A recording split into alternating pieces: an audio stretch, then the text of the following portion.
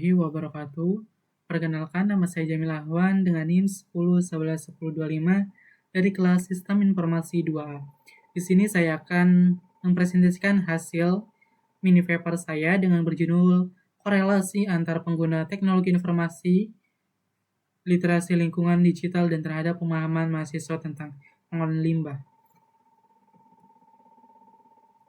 Nah, pada pendahuluan, pemanfaatan teknologi informasi dan literasi digital dalam pemahaman pengolahan limbah mahasiswa. Pemanfaatan teknologi informasi di era digital ini menjadi elemen penting dalam meningkatkan pemahaman mahasiswa terhadap isu lingkungan.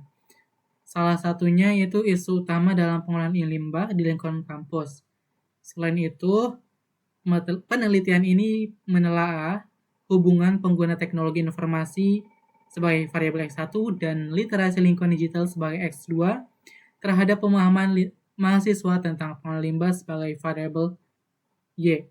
Terhadap informasi meliputi kemampuan pengoperasian perangkat, akses informasi, serta pemanfaatan platform akademik. Literasi ini mencangkup kemampuan menyaring informasi lingkungan, memahami isu melalui media digital, serta berpartisipasi dalam kampanye digital. Lalu ada metode penelitian yang dimana saya membuat metode ini pendekatan dengan kuantitatif, yang dimana menyebarkan kuesioner penggunaan skala Likert 4 poin, yaitu dari poin 1 yaitu tidak setuju sampai poin keempat yaitu sangat setuju. Dan responden jumlahnya yaitu 30 mahasiswa dari Politeknik Negeri Subang. Pada variabel dan indikator X1 yaitu penggunaan teknologi informasi dan indikatornya kemampuan pengoperasian aplikasi, pemanfaatan internet untuk informasi ilmiah, penggunaan platform pembelajaran, frekuensi penggunaan, dan lain-lain. Lalu X2-nya itu literasi hubungan digital, indikatornya kemampuan memahami isu lingkungan melalui media digital, menyaring informasi kredibel, partisipasi kampanye digital, kemampuan memahami konten edukasi. Lalu ada pemahaman mahasiswa tentang pengolahan limbah dan indikatornya yaitu pemahaman dampak limbah yang mengetahui jenis limbah, penerapan 3R, partisipasi kegiatan pengolahan. Nah, untuk pembahasan kita langsung lanjut aja ke laporan mini papernya. Nah, ini untuk mini papernya yaitu yang tadi berjudul korelasi antara pengguna teknologi informasi sebagai X1 atau variabel X1, literasi lingkungan digital X2, variabel ada pemahaman mahasiswa tentang pengolahan limbah. Pendahuluan tadi kita sudah jelaskan di awal. Lalu di sini ada rumusan masalah, tujuan penelitian, ada metode penelitian yang tadi kita menggunakan pendekatan kuantitatif. Lalu di sini ada hasil dan pembahasan. Nah, hasil pembahasan ini kami membuat kuesioner lalu diisi oleh 30 responden. Data mentah kayak terdiri dari atas 27 sampai 30 butir pertanyaan. Tapi kita ambil pada data ini yaitu 25 pertanyaan. Rata-rata menunjukkan kecenderungan setuju dari skala 3 sampai skornya 3 sampai 4. Pada mayoritas indikator X1 dan X1, X2 dan Y. Lalu ada pembahasan. Pembahasan ini memperhitungkan korelasi butir terhadap skor total menggunakan batas R-tabel sebesar 0,361. Karena di R-tabel sebesar 30 responden ini ada nilainya yaitu 0,361 pada batas R-tabel. Lalu ini hasil responden mungkin tidak akan jelas. Nah, di sini ada 30 responden dan 25 pertanyaan. Nah, pada gambar ini menunjukkan distribusi jawaban responden terhadap seluruh item kuesioner pada variabel X1, X2, dan variabel Y.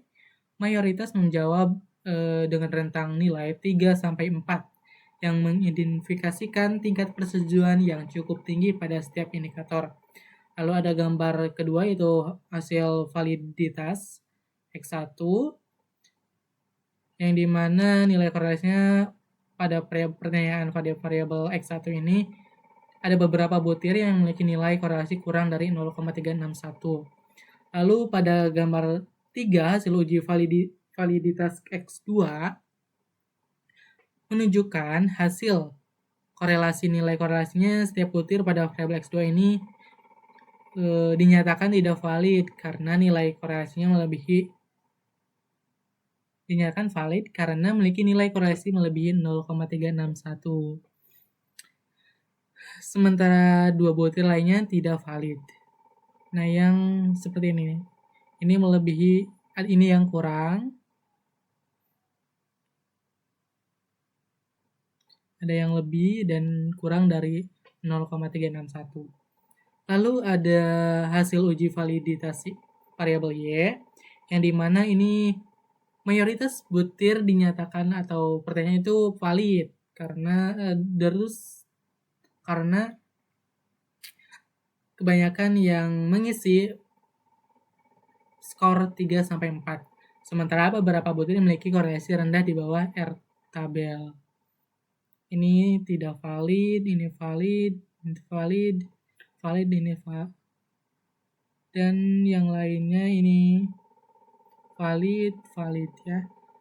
Lalu ada uji reliabilitas, yaitu kita mengambil hasil dari Cronbach alpha, yaitu sebesar 0,871.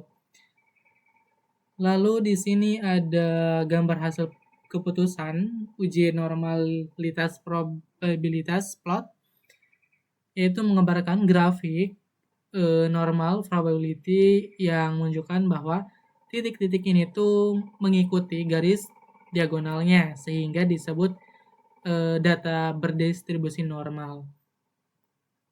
Lalu di sini ada uji multikolinearitas, tolerance, dan FIV, yaitu menunjukkan nilai tolerance. Nah, ini dan V variabel X1 dan X2 semua nilai V-nya itu di bawah 10 dan tolerance di atas 0,10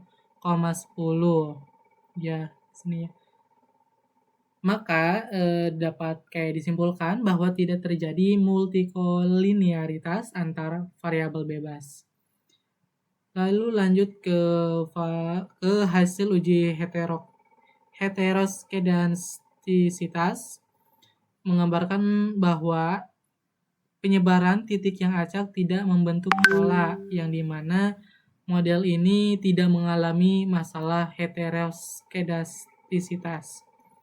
Lanjut di sini ada hasil uji autokorelasi Durbin-Waston yang ini. Ini menampilkan nilai Durbin-Waston yang berada pada rentang 1,5 sampai 2,5. Nilai ini menunjukkan bahwa tidak terdapat autokorelasi. Lalu ada hasil uji T parsial, yaitu regresi linear berganda. Dan di sini X1 dan X2-nya terhadap Y menggunakan nilai signifikasi, yaitu sig. Ini kedua variabel memiliki nilai sig-nya kurang dari 0,05, sehingga dapat disimpulkan bahwa X1 dan X2 ini berpengaruh signifikan secara parsial terhadap variabel Y. Lalu ada uji T parsial, yaitu regresi linear berganda, memperlihatkan perbandingan T hitung dan T tabel. Nah, nilai hitungnya keduanya lebih besar dari T tabel, sehingga hasilnya sama. X1 dan X2 ini berpengaruh signifikan terhadap Y. Lalu ada hasil F simultan regresi linear berganda, yang dimana variabel X1 dan X2 ini nilai sig-nya kurang dari 0,05 secara bersama-sama berpengaruh signifikan terhadap pemahaman mahasiswa mengenai pengolahan limbah variabel Y. Lalu ada uji F simultan regresi linear berganda. Di sini perbandingan nilai F hitung dan F tabel. Nilai F itu yaitu lebih dari F tabel sehingga memperkuat hasil bahwa model regresi bersignifikan secara simultan. Nah, jadi kesimpulannya, berdasarkan hasil penelitian yang telah kita lakukan, dapat disimpulkan bahwa penggunaan teknologi informasi X1 dan literasi lingkungan digital X2 memiliki hubungan positif dengan pemahaman mahasiswa mengenai pengelolaan limbah. Mahasiswa yang lebih terbiasa memanfaatkan teknologi informasi dalam aktivitas akademik menunjukkan pemahaman yang lebih baik terkait isu dan pengelolaan limbah. Demikian pula, tingkat literasi lingkungan digital yang tinggi berkontribusi pada peningkatan kesadaran kemampuan penyaring informasi lingkungan serta kemampuan penerapan prinsip pengolahan limbah secara lebih tepat. Nah, dari dua variabel tersebut memberikan kontribusi nyata dalam mendukung pemahaman mahasiswa terhadap pengolahan limbah di lingkungan kampus. Selain itu, hasil uji validitas reliabilitas menunjukkan bahwa instrumen kuesioner yang digunakan dalam penelitian ini valid dan sangat reliable sehingga layak dijadikan alat ukur untuk penelitian. Selanjutnya disarankan ada saran untuk perbaikan pada item yang tidak valid untuk memperluas jumlah responden dan menambahkan variabel lain yang mempengaruhi pemahaman mahasiswa agar hasil penelitian lebih konferensif dan akurat. Dan untuk pernyataan penghargaan, saya ucapkan terima kasih banyak sebesar-besarnya kepada seluruh narasumber yang telah bersedia meluangkan waktu untuk memberikan informasi, pandangan, dan pengalaman terkait penggunaan teknologi informasi literasi digital, serta pemahaman mengenai penggunaan limbah. Ucapan terima kasih juga disampaikan kepada para responden yang telah berpartisipasi mengisi kuesioner, sehingga penelitian ini dapat memperoleh data yang dibutuhkan secara lengkap dan akurat.